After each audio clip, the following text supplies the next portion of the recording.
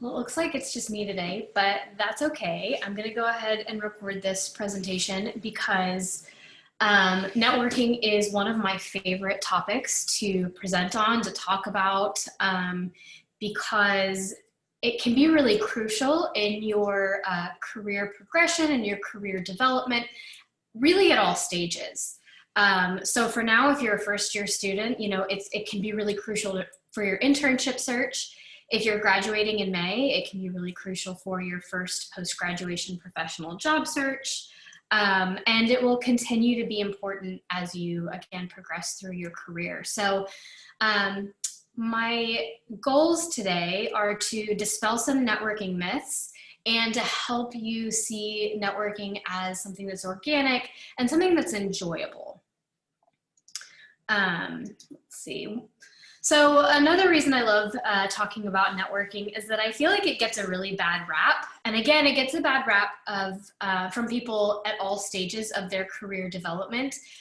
You'll meet people at the later stages of their career who acknowledge that they get where they are because of their network and because of their reputation, but they don't necessarily want to acknowledge that they currently network.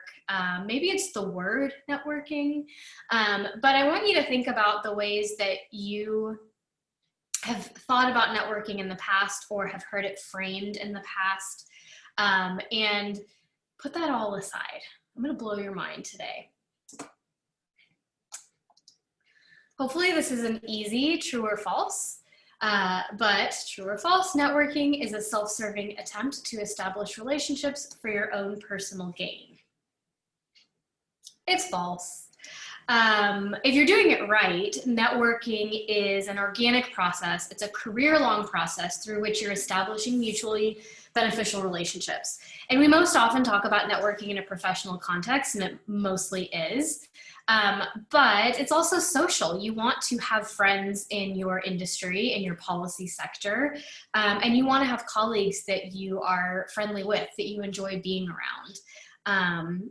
You also want to be thinking about your network now and your fellow classmates, because these are the people that you will call on one day in a job where you need an outside perspective, and you'll remember that somebody has a certain skill set that you're still friendly with because you maintained and nurtured your network, and you'll call on them to give you an outside perspective.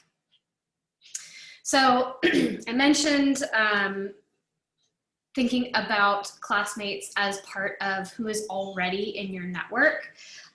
So when you're starting to think strategically about being intentional with your networking and building and maintaining your network, you want to think about who is already in it. And right now, think about this in terms of contacts and connections. Contacts are people who you already know them and they already know you. So they can already speak to your skills and abilities. Every once in a while, you know, we'll get a student who came maybe directly from undergrad, maybe did an internship, but doesn't have a ton of professional experience. And I get questions about who counts as a professional reference. Can it be a family friend? Can it be somebody I volunteered with at church? And my answer is always, if they can speak to your abilities to do professional work, then yeah, absolutely. You should definitely include them until you have more professional people in your network that you know from a more professional context. So then you want to think about, who do you want in your network?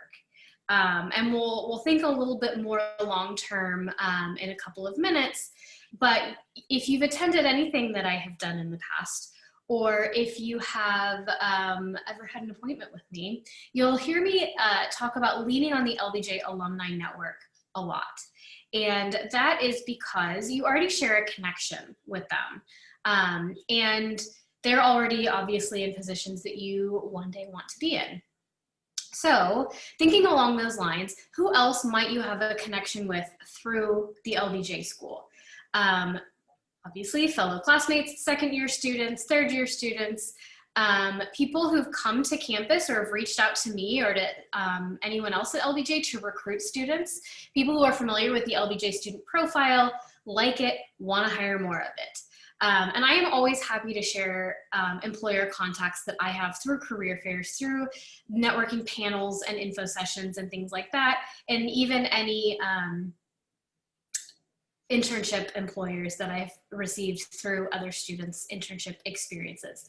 I can't turn over my entire Rolodex to you, but I can connect you with those contacts. So when you start to think about who you want to reach out to in this connection pile, think about what you want out of this interaction. And you can think about it in terms of your long-term goals, and you can think about it in terms of your short-term goals. You can even think about it in terms of, I want this person to help me figure out what I want to do with my MPAF or my MGPS degree. Either one is fine, because you're all approaching this from different stages in your career. So you're all going to have different goals and different approaches. The next step is to take stock of what you bring to the table.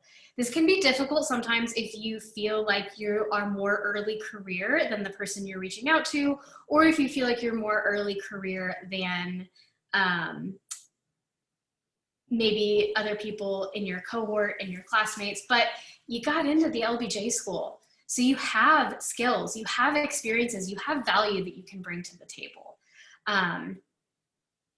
And sometimes that value is not as obvious.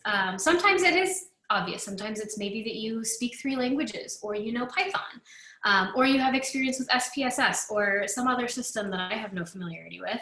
Sometimes it's a little bit more abstract and a little bit more what we might think of as a soft skill. When I was early in my career counseling career, one of the things that I decided early on that I was really going to prioritize was responding to emails, whether it was from employers, students, faculty, other staff members. I noticed that my emails didn't get quick responses, and it drove me crazy. So that was one thing that I did. And often when I got a ton of emails, I was at work late, making sure that I answered them all before I left. But it became a part of my reputation. And even though answering emails quickly wasn't exactly something that, like, you know, I wanted to put on a certificate, it ended up helping me a lot. It ended up helping me get a promotion, and it earned me a reputation among my colleagues as someone who dotted all her T's and crossed all her I's. So talk a little bit more about how I incorporated that as part of my networking strategy. But it was one of the things that I continue to think of as part of my value, is that I stay on top of that kind of stuff. And I've developed a system for that. Think about how these relationships will be mutually beneficial. And again, the reason that I stress to reach out to LBJ alumni is one of the benefits that they get from this relationship is the feeling of giving back, of being helpful to a community that they got something out of. And I'm not joking, I'm not being corny. I have alumni that reach out to me all the time. They want to feel purposeful, and they want to return the favors that they got from alumni in their positions. So think about it from the perspective of when you graduate in maybe 5 years, what is something that you would get out of a relationship with a current student? And be thoughtful and strategic when you reach out. I know that we discuss sometimes, especially in the internship advising meeting, that you have to come up with lots and lots of internship placements, and so you have to apply to 100 different places, and that approach can work in some cases, but in this case, part of networking is building your professional reputation, and you don't necessarily want to have a reputation as somebody who, excuse me, sends out blanket requests. You want to take the time to craft them, make them personalized, and I'll talk a little bit more about how to do that as well. All right. So I talked about how part of my value was being responsive to emails, which became kind of my personal brand. Personal branding to me is like how some people feel about the word networking. It's not my favorite terminology. So in my head, I translate it to professional reputation. And that helps me really think about how I can build my professional reputation as I network and as I navigate my career. So I mentioned that responsiveness was something that I had been valued for before, and that's something that I proved over time with my job performance and my professional attitude. But in order to leverage that to later get a promotion and get another job and build my network and my reputation outside of my current job as somebody who's responsive and gets things done, so I had to work that into conversations when I was networking. It also meant that I had to be really good about following up when I networked, whether it was after a job interview, after maybe a professional conference, after I hosted a career fair with other attendees. That's how I sort of demonstrated that. And then as I moved on to another job, working that into interviews, working that into some of my activity on LinkedIn, talking about the importance of being responsive, all of that contributed to my professional reputation as I networked.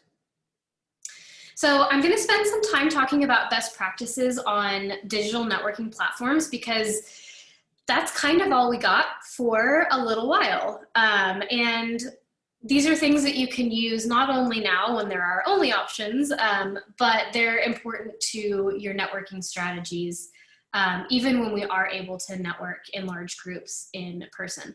I'm going to spend the most of the time going over best practices for LinkedIn because that is the most ubiquitous platform, but I'll talk a little bit about best practices for Hooked-In, which is our alumni networking platform, Handshake, which is our career services UT-wide platform, and InnerStride, which is for international students navigating the United States internship and job search. So a lot of times when I talk to students, and again, this is at all stages in their career, when I ask them about their LinkedIn presence or their LinkedIn activity, the most popular answer that I get is, oh yeah, I think I have a profile, but I haven't used it in forever, and it's definitely not updated. So if you're looking for a productive way to procrastinate from your schoolwork coming up, I recommend using that time to update your profile. It's something that 90% of employers use when they're researching job candidates. It's something that people also use proactively to reach out to attractive candidates. So while you're updating it, think about it from the perspective of, again, what your goals are. If you're looking for a certain kind of internship, what kind of skills and experience would be attractive to somebody hiring for that internship? If you've never set up a LinkedIn profile, don't worry. It's very user-friendly. They walk you through each section and kind of give you suggestions on how to fill it out. So I recommend just taking your resume and just doing some copy-paste action for now. As you get more comfortable with LinkedIn, I'll talk about some ways that you can use it and expand on what you already have on your resume. But to get comfortable with like navigating the things that you can do with LinkedIn and getting connected to people, go ahead and start with copy and pasting your resume. LinkedIn is a great opportunity to get to know things about your industry or policy area that you can't learn in a classroom, current events, the hiring climate as well. And you can also claim a unique LinkedIn URL that you can add to your resume for people to easily find it, again, when you're applying for things. So let's talk about how to build your profile. These are some best practices that I have found really helpful. Starting with your profile headline, LinkedIn is going to default, once you fill out your work experience, to creating your LinkedIn headline as your current place of employment. So for now, if you had full-time student at LBJ as your full-time employment, that's what it's gonna pull and put up at the top. If you're a graduate research assistant or a current intern, or if you're currently full-time employed, that's what it's gonna have. So I recommend changing that, taking the time to go in and think about how you would want to brand yourself or what you want your professional reputation to be, and make it focus more on what your goals are than maybe what you are currently doing. So it could be something as simple as public policy graduate student specializing in public health. And that gets people to think about what your goals are, and it provides a lens through which to see the rest of your LinkedIn profile. Now with your summary and describing your experience, your work experience, projects, service that you've done, publications that you've had, conferences that you've attended, this is where you can get in once you get comfortable with LinkedIn and take advantage of the opportunity to expand on what you have on your resume. You can write in full sentences on LinkedIn. You can also go into things that you can't on your resume, like why did you choose this job or internship? Why did you choose this industry? What did you learn? What were the skills that you picked up? So you can make it a lot more personal and inject a little bit more personality, and you just have a lot more control over your LinkedIn profile. So I really recommend taking advantage of that. You can also upload things that you might want people to read, writing samples. You can upload your resume. If you have a recording of a presentation that you've done, you can upload that. There's a lot of really cool things that you can do with LinkedIn. Once you get your profile in a place where you're comfortable to start reaching out to people and start being a little bit more active, you can certainly job search on LinkedIn. I find that this is easier when you've done all of the other things, when you have joined groups, when you've connected with people, and when you've had a little bit more activity on your LinkedIn profile and on your feed. Because like anything, the more you participate in it, the more curated things come up for you on your feed. I would join especially local groups, or if your career goal is maybe to end up in Washington, D.C. or New York or abroad, finding geographic groups that are focused on your industry or your policy area, because that can help you keep up with what's going on there, and again, help you build a community online of people who are doing what you want to do. In these groups, and even as you connect with people, comment on the things that they post, comment on their promotions and their new jobs, post your own content, comment on articles, contribute to discussions. All of this will pop up on your feed a lot like Facebook does, and it helps make you more visible in the long run. And then, of course, one of the primary uses for LinkedIn is to connect with other contacts, bring them into your network, keep them in your feed, and have access to an infinite network of people. And I will talk in just a moment about the Find Alumni tool, which if I were LinkedIn and I were introducing this tool, I would say you should charge for it. It's one of the most valuable things on LinkedIn. So let me stop sharing for just a moment. Let's see if I can find. I'm going to show you this tool in action. Let's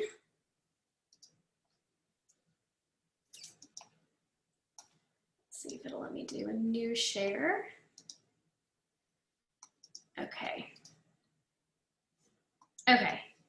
So you find the LBJ school page, and then you just click on alumni, and you have to type in the LBJ School of Public Affairs. There are some kind of random, there's like an LBJ company page. I think there's one that maybe they started a few years ago that like just didn't take off. So it has to be this, the LBJ School of Public Affairs. You will know you found the right one when you see over 3,000 alumni. And it's really simple. You just click on alumni. This is everybody who has the LBJ school in the education section of their profile, and you can start searching either by geographic location, where they work. Maybe if you are searching specifically for, I don't know, sustainability, you can see anybody who has that in their profile, maybe where they work. Maybe you're interested in the Environmental Defense Fund, and there you go. You have 4 LBJ alumni, and it looks like current students who have some experience with the Environmental Defense Fund. I always recommend clicking on their profiles, finding out where else they have worked, maybe where they did their internship, when they graduated. All of that is good information, again, for researching, for deciding who else you might want to connect with. But it also gives you a background into their experience, because it's right there, help you tailor that message when you finally do reach out to them and connect with them.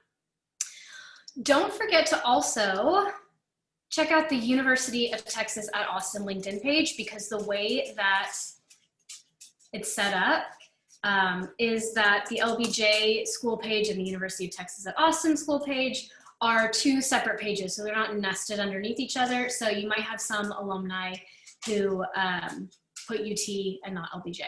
As you're creating your LinkedIn profile, I recommend having two separate entries for your master's degree so that you're connected to both networks. So, favorite tool, it's incredibly useful. It's been incredibly useful for me to really understand what the LBJ Alumni Network is and how far reaching it is. So highly recommend you spending some time doing that. And I'm gonna go back to presentation, keep going with LinkedIn. Let's see. Okay, so I think this is my final LinkedIn plug. UT, Texas Career Engagement, has purchased a LinkedIn Masterclass account for every UT student on campus. It is incredibly thorough. It's like 10 hours long, very long. I have a really good summary of it that I am happy to share with students. I have gotten about a third of the way through it, but it was created and it's executed by the guys who actually created the Find Alumni tool. So it's really cool, and it delves into like all of the latest and greatest features of LinkedIn. So if you're a LinkedIn nerd like me, highly recommend it. It's totally free. I usually just go to the Texas Career Engagement page to find it. You'll find it under online career resources. Okay, so Hooked-In is an alumni networking platform. We just launched it this summer, so we're definitely still building out in terms of alumni participation. But eventually, this is where we're going to facilitate the mentorship program. So there will be kind of like a formal mentorship feature to it, and then an informal mentorship feature where you don't have to be an official part of the mentorship program to take advantage of, for lack of a better word, other mentorship features. So you'll have the ability to not only find alumni on there by industry and policy area, but also the mentorship activities that they are willing to participate in with current students.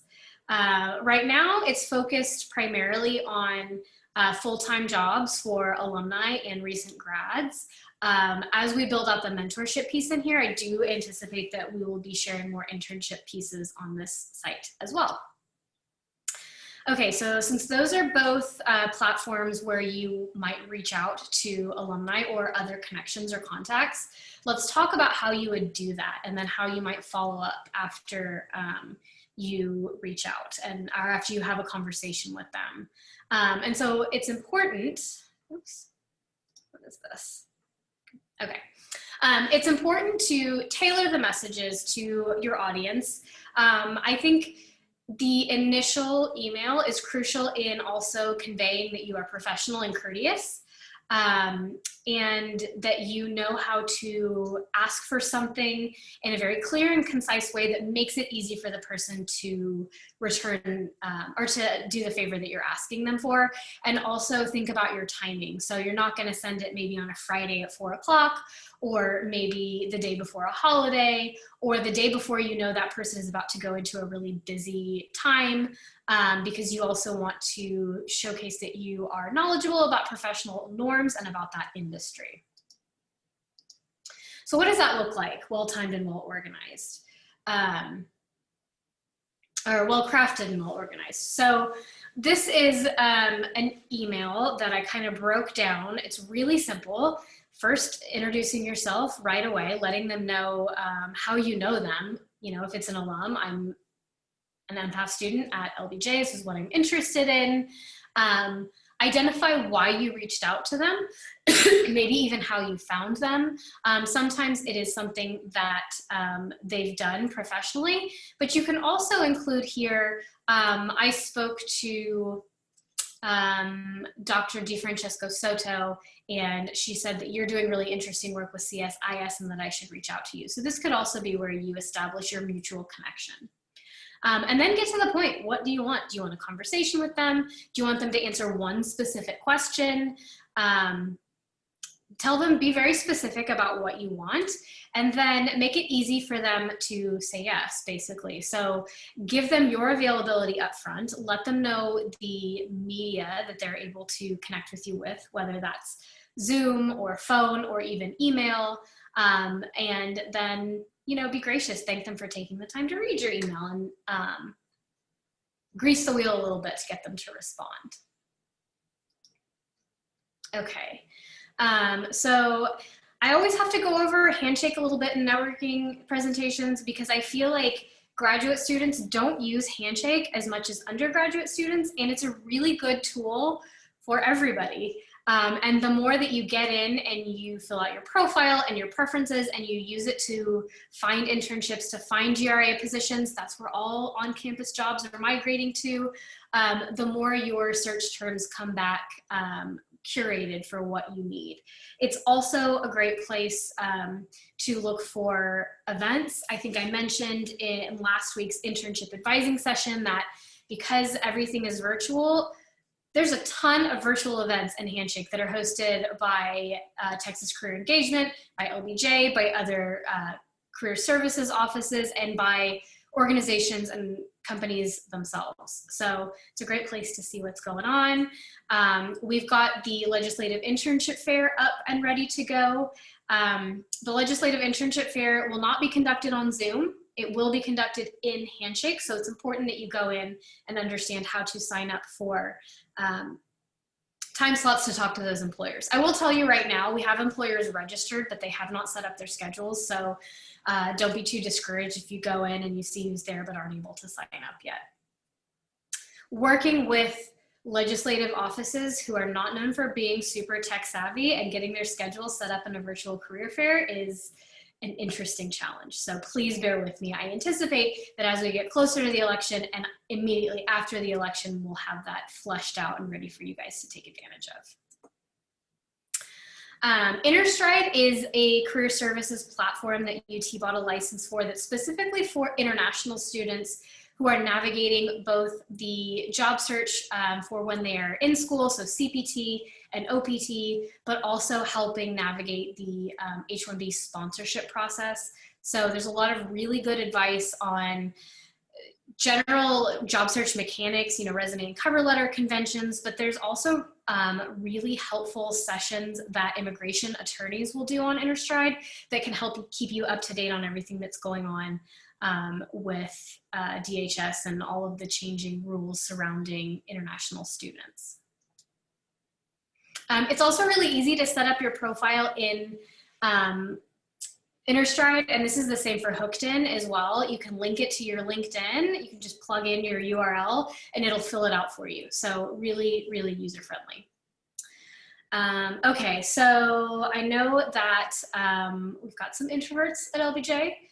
There was a time when I would have called myself an introvert.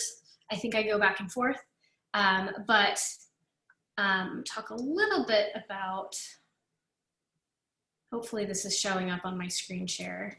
I found this and I thought it was apt.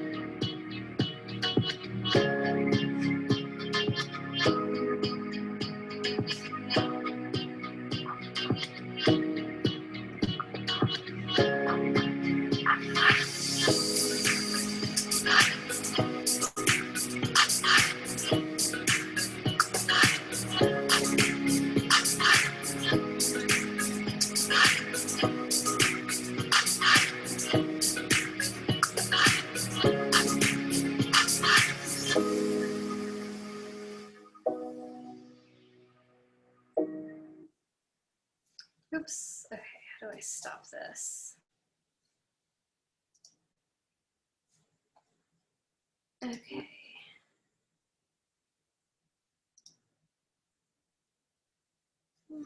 Where am I? Here we go.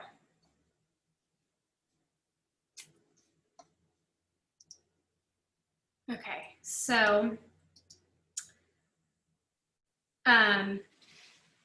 Couple of considerations for introverts or for people who just dread networking. I think we've all been there where we've signed up to do something social and then later we're like, that doesn't sound fun anymore. One is to know your limits as an introvert and know, especially now that we are in front of screens all day, and that can be more draining than being in person. Having to schedule social interactions, professional interactions gets to be really exhausting. So know your limits.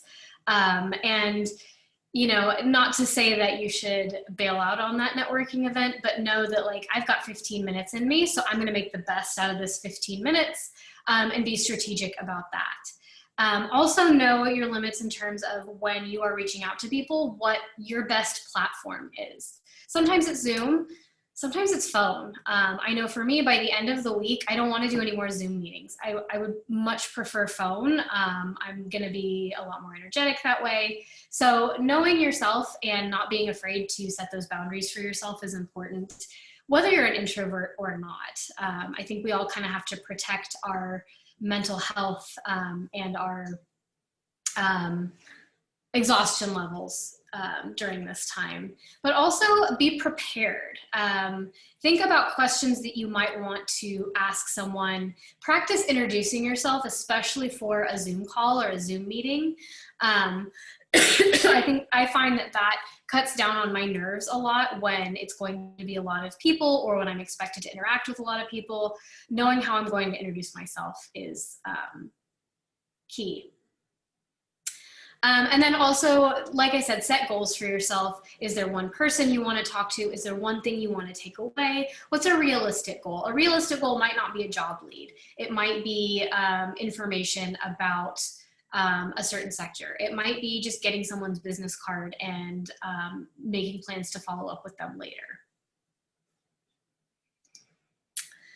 And then my final advice that I'm hoping will make you more comfortable with networking, if nothing else has this whole time, is that you should also be making sure and working on being a worthy contributor to the network.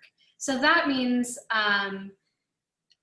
being a good student, not to sound like your mom or a teacher, but being a good student, remembering things from class that you found interesting, sharing them with your network, sharing insights, those kinds of things. If you're not able at this point to share job leads or ideas. I had a student that I worked with and last semester, she went to a networking event and she thought it was a failure because she didn't really get any new job leads. But then she told me later that she connected a fellow classmate with a contact there, and that person ended up getting a job. I mean, that's networking. That's the best kind of networking you can do, because both that friend and that contact will remember who did that. So make sure that you participate as a worthy contributor. And if you have any questions, you do know how to get a hold of me at lbjcareers@austin.utexas.edu. I hope to see you at more of our alumni networking events this semester and at some of our career panels where you'll have the opportunity to practice some of this networking stuff.